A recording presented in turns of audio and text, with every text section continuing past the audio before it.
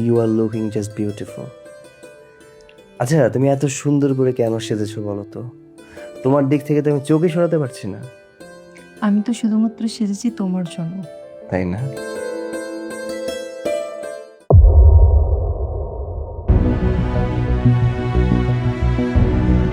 কি ব্যাপার? তুমি দরজায় নক না করে এখানে কি করছো? ভেতরে কেন এসেছো? না মানে আগে তো কখনো ঘরে ঢোকার সময় নক দিতে হয়নি, সেজন্য আর কি। আচ্ছা হয়েছে, কি করতে এসেছো সেটা বলো। আমি বলছিলাম কি, আমার না একা একা ঘুমাতে মোটেও ভালো লাগে না। আজকে কেন জানি মন চাচ্ছে তুমি আমার সাথে একটু ঘুমালে আমার অনেক ভালো লাগবে। চলো না, তুমি আমার সাথে ঘুমাবে। আর তাছাড়া বিয়ের পর তো সব সময় আমি তোমার পাশেই ঘুমাতাম, তোমাকে জড়িয়ে ধরে ঘুমাতাম। তুমি তো আমাকে ছাড়া একটা রাতও ঘুমাতে পারতে না। আর এখন তো একা ঘুমাতে গেলে আমার মোটেও ভালো লাগে না। আমি কেন জানি তোমাকে অনেক মিস করি। শুধু মনে হয় আমি যেন তোমার পাশেই শুয়ে আছি। আর ভাবির সাথে বিয়ে হওয়ার পর থেকে তো তুমি একদিনও আমার সাথে ঘুমাওনি, সেই কারণে আমি তোমাকে অনেক মিস করি। চলো না, আজকে তুমি আমার সাথে ঘুমাবে। মগের মূল্য পেয়েছো নাকি? আমার স্বামী তোমার সাথে কেন ঘুমাইতে যাবে? সৈকত কোথাও ঘুমাবে না, সৈকত আমার সাথে ঘুমাবে। ভাবি, আমি মানছি আপনি সৈকতের স্ত্রী, সৈকত আপনার হাজবেন্ড, কিন্তু এটাও তো সত্যি যে আমিও সৈকতের স্ত্রী। তাই আমি আজকে সৈকতের সাথেই ঘুমাবো। সৈকত, চলো না, তুমি আমার সাথে আজকে ঘুমাবে। আজকের রাত কেন, আর কোনো রাতে আমি তোমার সাথে ঘুমাবো না, কারণ সেই অধিকারটা তুমি হারিয়ে ফেলেছো। তুমি টাকার জন্য অন্য একজনের সাথে আমাকে বিয়ে দিয়ে দিয়েছো, তাহলে এখন কেন বলছো আমার সাথে ঘুমোতে হবে? শোনো, যেহেতু টাকার জন্য আমাকে অন্য মেয়ের সাথে বিয়ে দিতে পেরেছো, সেহেতু ওই টাকা নিয়েই ঘুমো, আমার সাথে তোমার ঘুমোতে হবে না। বুঝতে পেরেছি, তুমি আমার উপরে অনেক রেগে আছো। আচ্ছা ঠিক আছে, আমার সাথে ওই রুমে গিয়ে তোমাকে ঘুমাতে হবে না, আমি আজকে তোমার সাথে এখানে ঘুমাবো। মানে কি? তুমি কেন আমাদের পাশে ঘুমাবে? আমরা স্বামী স্ত্রী, আমাদের কত সুখ দুঃখের গল্প আছে। তুমি আমাদের মাঝখানে কি করবে? তুমি এখান থেকে চলে যাও। বুঝতে পেরেছি, তোমার সাথে যতক্ষণ আমি খারাপ ব্যবহার করব না ততক্ষণ তুমি এখান থেকে যাবে না। যাও, যা বলছি। দাঁড়িয়ে আছো কেন? যাও। ও চলে গিয়েছে, এখন তোমার আর আমার মাঝে কেউ নাই। শুধু তুমি আর আমি। I love you. মা, তুমি আমাকে নিয়ে একদম কোনো টেনশন করো না। কেন বলো তো? কারণ তোমার মেয়ে এখন এই বাড়িতে রাজরানীর মতো হয়ে থাকে। ওই যে আমি 20 লক্ষ টাকা পেয়েছি না, ওই টাকা পাওয়ার পর থেকে আমি তো আকাশে উঠছি। মা রাখো তো।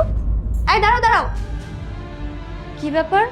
তোমার লাগেজ নিয়ে এইভাবে সাজুগুজু করে কোথায় যাচ্ছ? আমি ওকে নিয়ে হানিমুনে যাচ্ছি। কি? কোথায় যাচ্ছ? কি বললো তুমি বুঝতে পারোনি? আমি আর আমার স্বামী মিলে দুজন হানিমুন যাচ্ছি। সেটা না হয় বুঝলাম যে তোমরা হানিমুনে যাচ্ছ, কিন্তু হঠাৎ করে হানিমুনে কেন? আর এই যে তুমি তুমি যখন আমাকে বিয়ে করেছিলে, কোথায়? আমাকে তো তুমি হানিমুনে নিয়ে যাওনি। আমি তোমাকে কতবার করে বলেছিলাম আমাকে হানিমুনে নিয়ে যাও, কিন্তু তখন তুমি কি বলেছিলে? তোমার কাছে টাকা পয়সা নেই, যখন টাকা পয়সা হবে তখন তুমি আমাকে হানিমুনে নিয়ে যাবে। এখন পর্যন্ত তুমি আমাকে হানিমুনে নিয়ে যেতে পারোনি, আর ওকে নিয়ে তুমি হানিমুনে যাচ্ছ।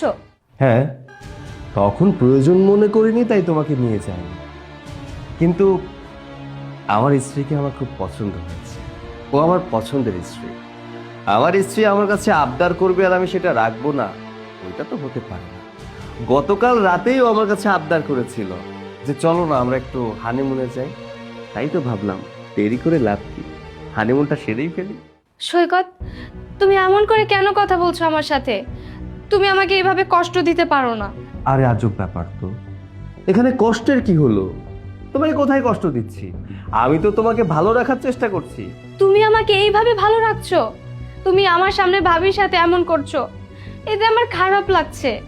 আচ্ছা সৈকত, তুমি না আমাকে ভালোবেসে বিয়ে করেছিলে, তুমি তো আমাকে ভালোবাসো। হ্যাঁ ভালোবাসি, ভালোবাসি বলেই তো তোমার কথা রেখেছি, তোমার কথা শুনে ওকে বিয়ে করেছি। আর হ্যাঁ, যা হয় ভালোর জন্যই হয়। আমি যদি ওকে বিয়ে না করতাম তাহলে আমার জীবনে পারফেক্ট একটা জীবন সঙ্গী পেতাম না। তোমাকে অনেক ধন্যবাদ যে ওর সাথে আমাকে বিয়ে দেওয়ার জন্য। এত কথা বলার কি আছে? চলো তো, আমাদের দেরি হয়ে যাচ্ছে। হ্যাঁ চলো, এখানে কথা বলে সময় নষ্ট করে লাভ নেই, আমাদের ফ্লাইট মিস হয়ে যাবে। চলো বেবি। চলো। আমার কথাটা শোনো। সৈকত, সৈকত, সৈকত আমার কথাটা শোনো। আমার সাথে এটা কি হচ্ছে? আমি এসব মেনে নিতে পারছি না। আমার চোখের সামনে আমার হাজবেন্ড আরেকজনের হাত ধরে হানিমুনে, আমি এটা মেনে নিতে পারবো না। মা মা মা আপনি কিছু একটা করেন মা। আমি এসব কিছু আর মেনে নিতে পারছি না, আমি সহ্য করতে পারছি না।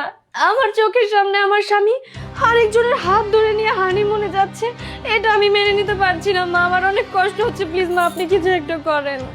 আমি কি করব? আমি কিচ্ছু করতে পারবো না। আর তুমি কান্না করছো কেন? তখন তো তোমাকে আমি অনেক সাবধান করছি, আমার একটা কথাও শুনোনি। এখন আমার কিচ্ছু করার নেই, তোমার কপাল তুমি নিজেই পুষছো। মা প্লিজ আপনি কিছু একটা আমার জন্য করুন। আমি জানি আমি অনেক বড় ভুল করেছি।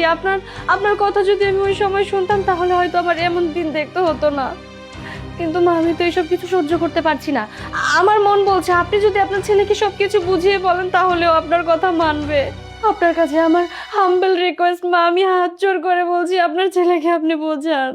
আমার কাছে হাত জোর করে কোনো লাভ নেই, আমি কিচ্ছু করতে পারবো না। দেখো আমার হাতে তো কিছু নেই। মা তাহলে আমি এখন কি করব? সেটা আমি জানি না, তবে তুমি এখন এখান থেকে যেতে পারো।